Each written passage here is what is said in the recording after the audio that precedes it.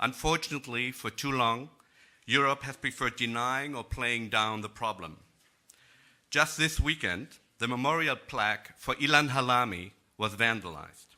Ilan, a young Parisian Jew, was kidnapped in 2006 by a gang that called itself the Barbarians.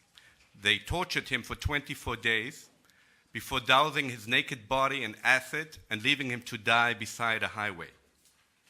Even though the leader of the gang openly spoke about his anti-Semitic motives, the authorities at the time refused to acknowledge the obvious hate element in this horrific crime. The anti-Semitic nature of more recent attacks is no longer denied.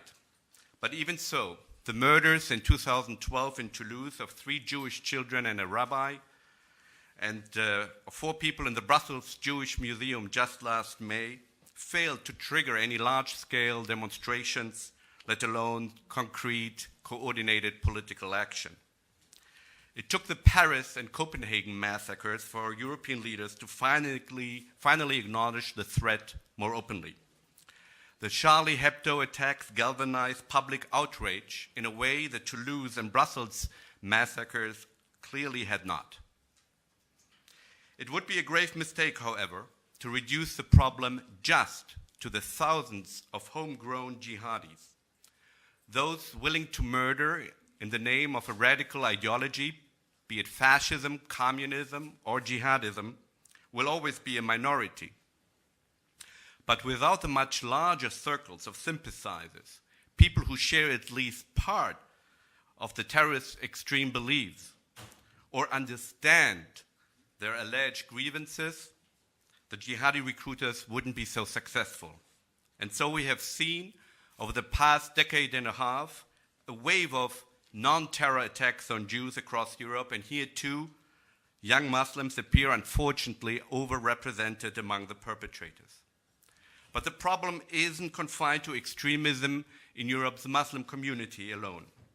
Europe is also facing a rise of far-right parties.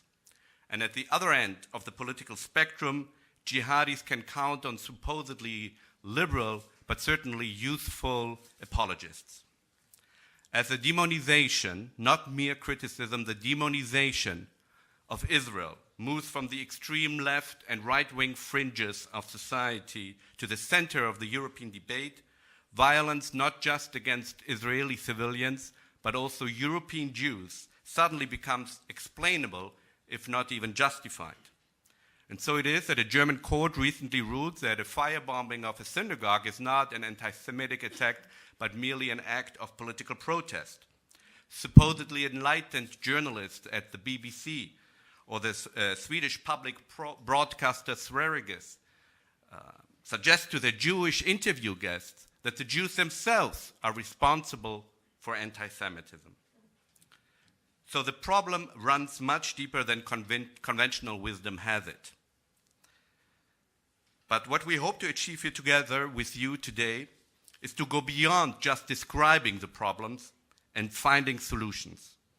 The EU and member state governments must now develop comprehensive plans of actions to combat the ominous rise of anti-Semitism across Europe.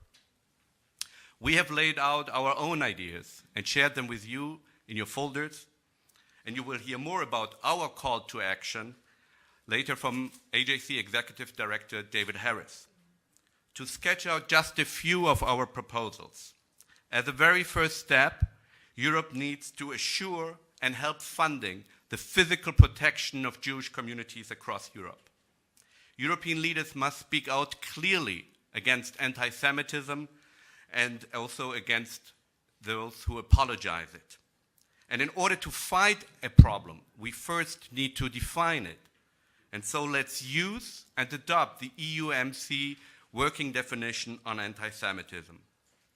Europe must carry out studies to really understand the dimension and sources of the threat in order to fashion appropriate responses. We need to create effective counter-radicalization programs and must better monitor and detoxify social media. Europe needs new surveillance and information sharing structures to deal with the phenomenon of foreign fighters. We consider this a defining moment for Europe. And that's because what's at stake here is not just the future of European Jews, but the very values on which this post-war EU project we all so cherish was built on.